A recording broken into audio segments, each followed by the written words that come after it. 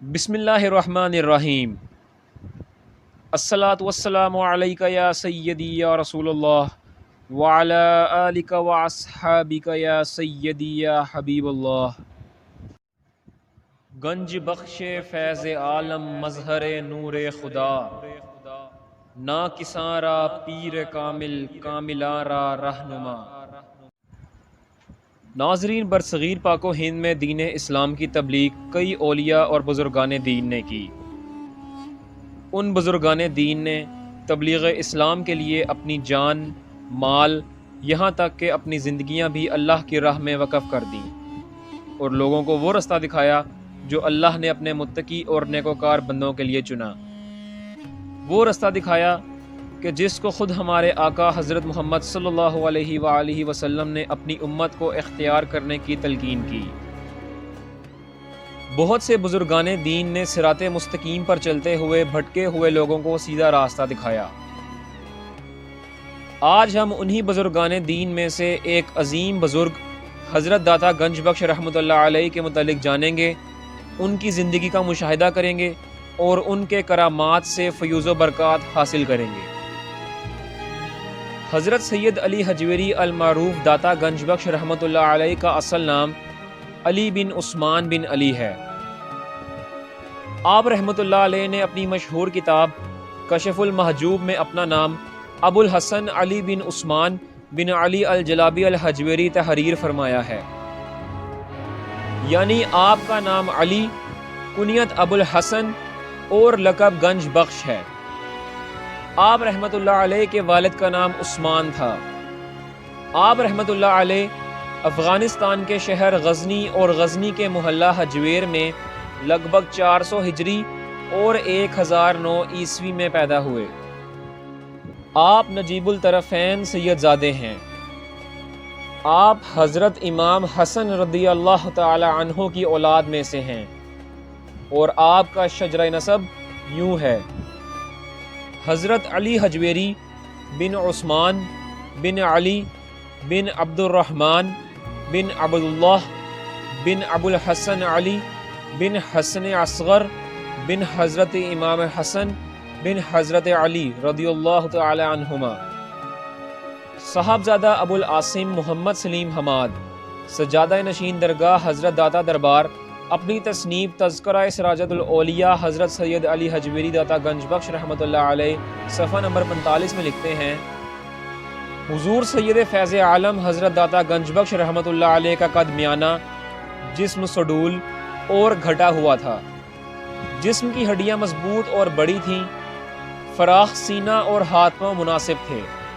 چہرہ زیادہ گول تھا نہ لمبا، سرخ و سفید چمکدار رنگت، کشادہ جبین اور بال سیاہ گھنے تھے۔ بڑی اور غلافی آنکھوں پر خم دار گھنی ابرو تھیں، ستواں ناک، درمیانے ہونٹ اور رخسار بھرے ہوئے تھے۔ چوڑے اور مضبوط شانوں پر مضبوط گردن تھی، ریش مبارک گھنی تھی۔ آپ رحمۃ اللہ علیہ بڑے جاذب اور پرکشش نظر آتے تھے۔ ناظرین، اولاد کی تربیت میں اولین ہاتھ والدین کا ہوتا ہے۔ آپ رحمۃ اللہ علیہ کے والدین چونکہ خود دیندار اور علوم ظاہری و باطنی سے مالا مال تھے، اس لیے ان کی خواہش تھی کہ ان کا بیٹا بھی بڑا ہو کر عالم دین بنے۔ آپ رحمۃ اللہ علیہ نے جس ماحول میں آنکھ کھولی وہ ایک خالص علمی اور دینی ماحول تھا۔ غزنی شہر میں دنیا اسلام کے معروف و ممتاز علماء قیام پذیر تھے۔ غزنی ان دنوں علم و ادب کا گہوارہ تھا۔ یہی وجہ ہے کہ دور دراز سے طالب علم حصول علم کے لیے غزنی آیا کرتے تھے۔ 4 سال کی عمر میں آپ رحمۃ اللہ علیہ نے قرآن مجید پڑھنا شروع کیا۔ آپ بچپن ہی سے بہت ذہین تھے۔ تھوڑے ہی عرصے میں آپ نے قرآن پاک ناظرہ سمیت مکمل پڑھ لیا۔ قرآن مجید کی ابتدائی تعلیم حاصل کرنے کے بعد آپ رحمۃ اللہ علیہ نے غزنی کے مختلف مدارس سے عربی اور فارسی کی تعلیم حاصل کی۔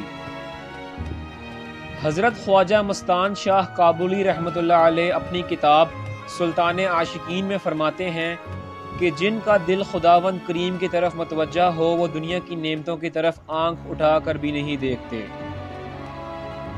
آپ رحمۃ اللہ علیہ اس زمن میں ایک واقعہ یوں بیان کرتے ہیں کہ حضرت سید مختوم علی حجویری محمود غزنوی کے قائم کردہ دینی مدرسے میں اکثر دیکھے گئے۔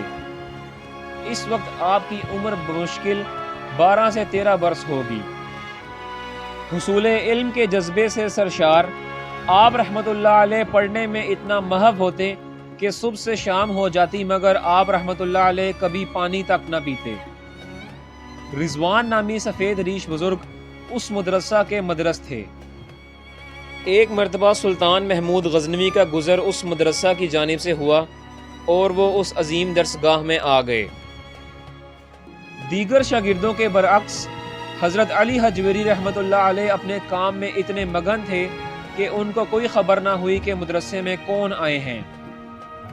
مدرسے کے بزرگ رضوان نے آپ رحمۃ اللہ علیہ کو پکارا کہ دیکھو مخدوم علی کون آئے ہیں۔ سلطان محمود غزنوی نے اس نوعمر طالب علم کی تجلیات کی تاب نہ لاتے ہوئے نظریں جھکا دیں اور مدرس سے کہا واللہ یہ بچہ خدا کی طرف راغب ہے۔ سلطان محمود غزنوی نے حضور سید فیض عالم حضرت داتا گنج بخش رحمۃ اللہ علیہ کے سر مبارک پر شفقت سے ہاتھ پھیرا اور کہا کہ ایسے طالب علم اس مدرسہ کی زینت ہیں۔ ناظرین، فاتح سومنات سلطان محمود غزنوی کے جن کے نام سے ہندوستان کے بڑے بڑے راجے اور مہاراجے تھر تھراتے اور کامتے تھے اور جس کی تلوار سے سارا ہندوستان لرز اٹھتا تھا، وہ سلطان حضور سید فیض عالم حضرت داتا گنج بخش رحمۃ اللہ علیہ کے سامنے سرنگو ہو گئے۔ ناظرین، بیت عربی زبان کا لفظ ہے اور برع سے نکلا ہے جس کے معنی دونوں ہاتھوں کے درمیان فاصلہ کے ہیں۔ ابن خلدون کا کہنا ہے کہ جب مسلمان اپنی پسند اور مرضی سے کسی کے ہاتھ میں ہاتھ دیتے ہیں تاکہ عہد کی پختگی ظاہر ہو تو اس عمل کو بیعت کہا جاتا ہے۔ حضور سید فیض عالم حضرت داتا گنج بخش رحمۃ اللہ علیہ کا تعلق جنیدیہ سلسلے سے ہے۔ حضرت داتا گنج بخش رحمۃ اللہ علیہ جنیدیہ بغدادی طریقت کے شیخ المشائخ اور شریعت کے امام الائمہ ہیں۔ آپ رحمۃ اللہ علیہ کا یہ سلسلہ حضرت جنید بغدادی رحمۃ اللہ علیہ کی طرف منسوب ہے، اسی لیے بہت سے صوفیہ روحانیت میں اس سلسلہ طریقت سے مستفید ہوئے ہیں۔ ناظرین، جب حضرت داتا گنج بخش رحمۃ اللہ علیہ سلوک کی منازل شریعت اور معرفت الہی میں کامل ہو گئے تو آپ کے پیر و مرشد کو یہ معلوم ہو گیا کہ وہ وقت آ گیا ہے کہ ان کے فیوز و برکات کی روشنی اب عوام تک بھی پہنچے۔ چنانچہ آپ حصول معرفت میں عرفان کی بلندیوں تک پہنچے تو آپ کے مرشد حضرت ابو الفضل ختلی رحمۃ اللہ علیہ نے آپ کو حکم دیا کہ تم لاہور جاؤ اور وہاں اپنے علم و فضل سے توحید کی شمع روشن کرو اور مخلوق خدا کو رشد و ہدایت کے راستے پر گامزن کرو۔ جب آپ کو اپنے مرشد کی جانب سے حکم ملا تو آپ نے اپنے مرشد سے عرض کی کہ حضور وہاں تو ہمارے پیر بھائی اور آپ کے مرید کامل حضرت شاہ حسین زنجانی رحمۃ اللہ علیہ پہلے سے موجود ہیں، ان کی موجودگی میں میری وہاں کیا ضرورت اور میرے جانے سے لوگوں کو کیا فائدہ ہوگا؟ اس کے جواب میں آپ کے مرشد نے فرمایا، اے علی، تمہارے لیے بہتر یہی ہے کہ تم تبلیغ دین کا فریضہ انجام دینے کے لیے لاہور چلے جاؤ، اور بحث سے کیا مطلب؟ مرشد کا حکم سنتے ہی آپ نے غزنی سے لاہور جانے کی تیاریاں شروع کر دیں۔ اس زمانے میں جب سفر کی کوئی سہولت نہ تھی، لہٰذا غزنی سے لاہور تک کا سفر بہت دشوار تھا۔ آپ رحمۃ اللہ علیہ بغیر ساز و سامان اپنے دو رفیقوں کے ہمراہ غزنی سے لاہور کے سفر پر اللہ کا نام لے کر عازم سفر ہوئے۔ طویل سفر عبور کرنے کے بعد آپ رحمۃ اللہ علیہ کی 431 ہجری یا 1039 عیسوی میں لاہور آمد ہوئی۔ ناظرین، بہت سے علماء کے نزدیک پاکستان اس وقت معرض وجود میں آیا تھا کہ جب حضور سید فیض عالم حضرت داتا گنج بخش نے اپنا پہلا قدم لاہور کی سرزمین پر رکھ دیا تھا۔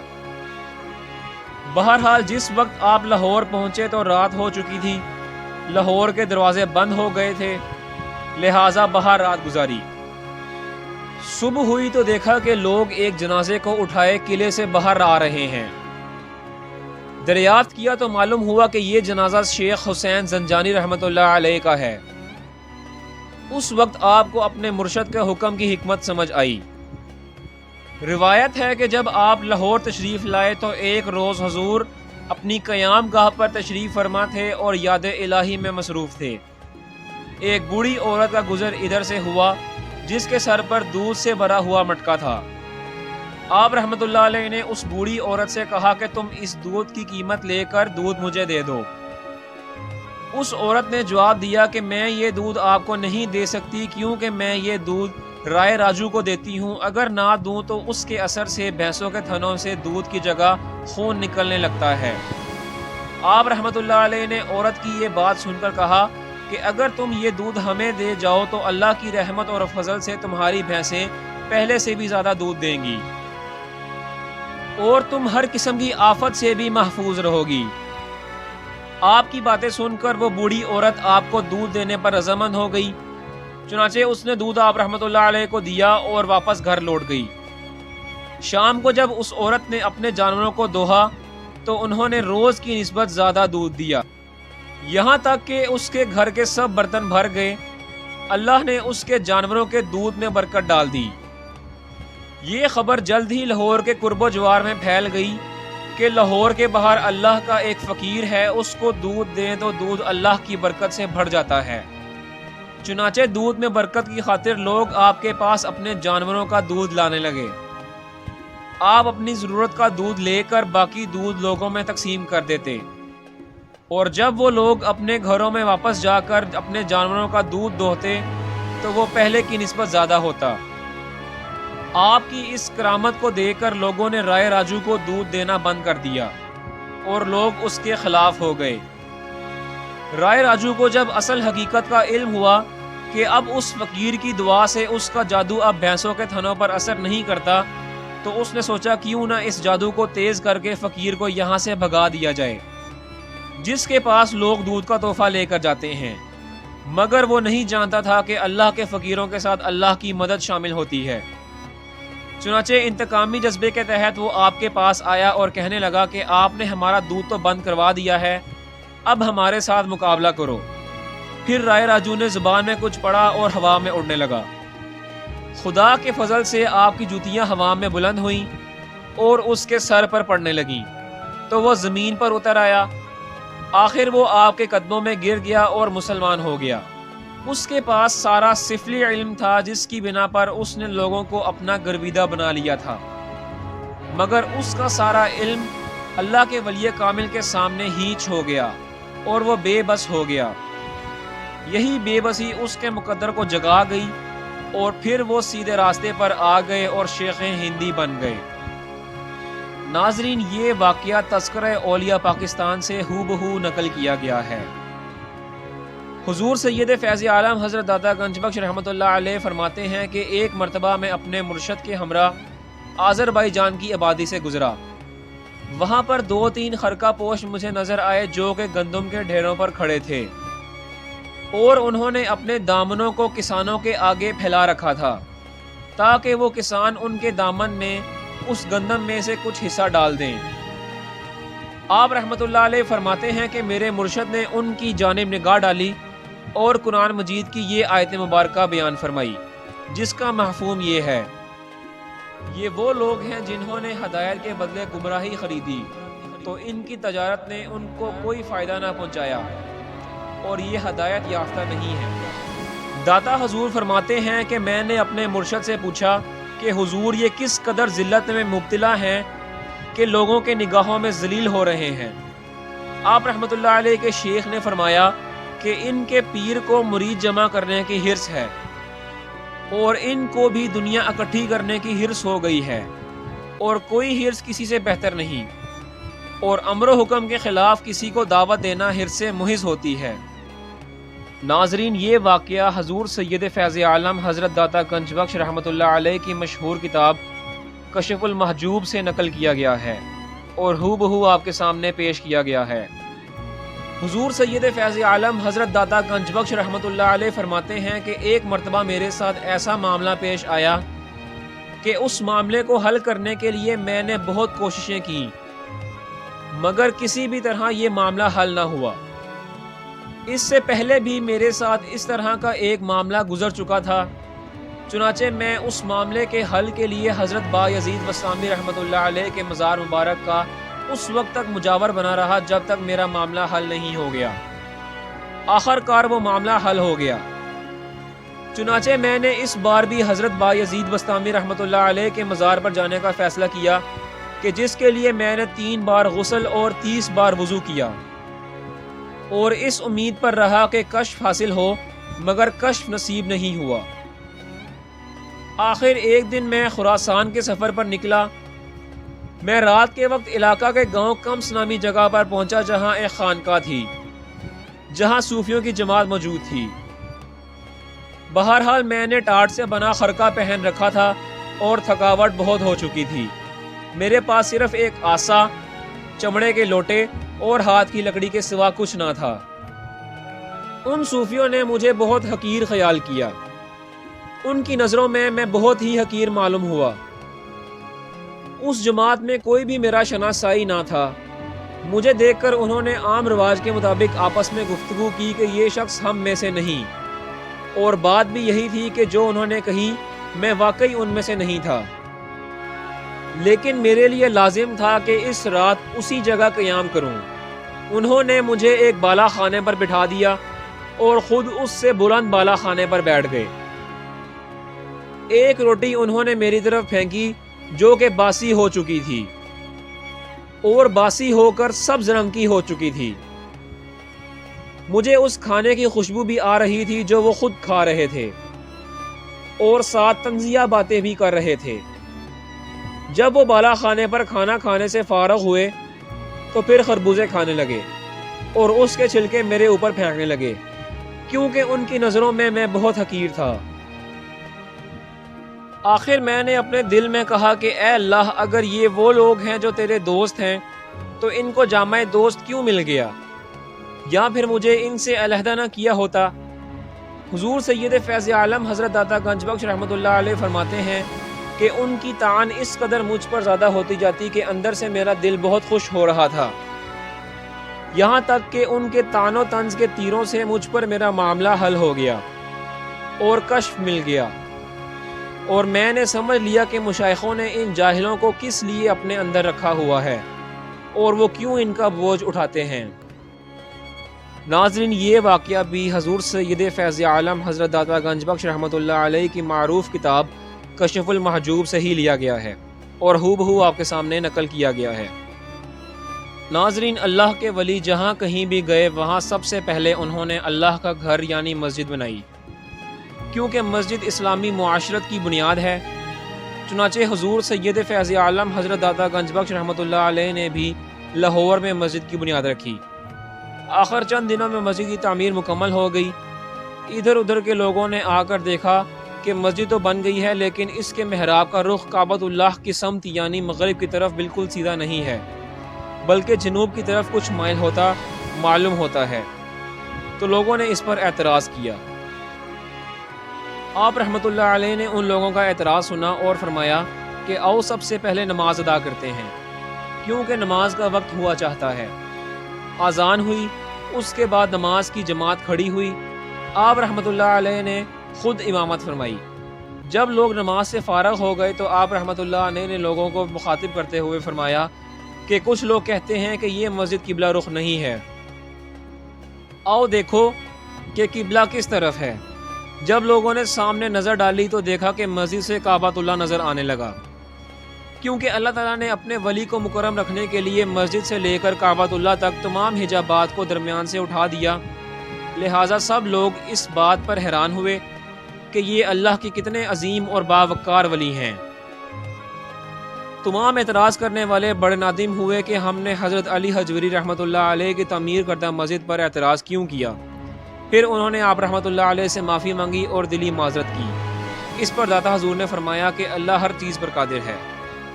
ناظرین، یہ واقعہ سفینۃ الاولیاء سے لیا گیا ہے اور ہو بہو آپ کے سامنے نقل کیا گیا ہے۔ ناظرین، حضور سید فیض عالم حضرت داتا گنج بخش رحمۃ اللہ علیہ کا وصال معظم 9 محرم الحرام 465 ہجری میں ہوا، اور آپ رحمۃ اللہ علیہ لاہور کہ جس کو داتا کی نگری بھی کہا جاتا ہے میں آرام فرما رہے ہیں۔ ہر روز ہزاروں فرزندان اسلام آپ رحمۃ اللہ علیہ کے مزار پر حاضری دیتے ہیں اور دعا و فاتحہ خوانی کرتے ہیں۔ 24 گھنٹے آپ رحمۃ اللہ علیہ کے دربار میں لوگوں کو فی سبیل اللہ لنگر کھلایا جاتا ہے۔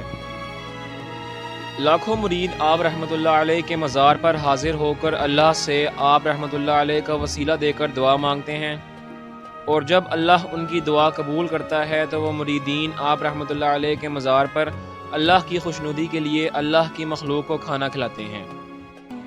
ناظرین، اختتام اس دعا کے ساتھ کہ جو ہم نے داتا حضور کی شان بیان کی تو اللہ اس شان کے صدقے ہماری پریشانیوں و مشکلات دور فرمائے، آمین۔ ناظرین، امید ہے کہ آپ کو ہماری یہ ویڈیو پسند آئی ہوگی۔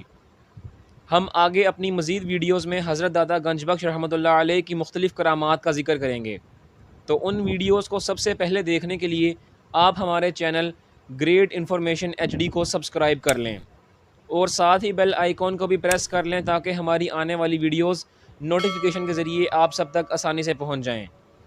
اگلی ویڈیو میں پھر ملاقات ہوگی، تب تک کے لیے اجازت دیجیے، اللہ حافظ۔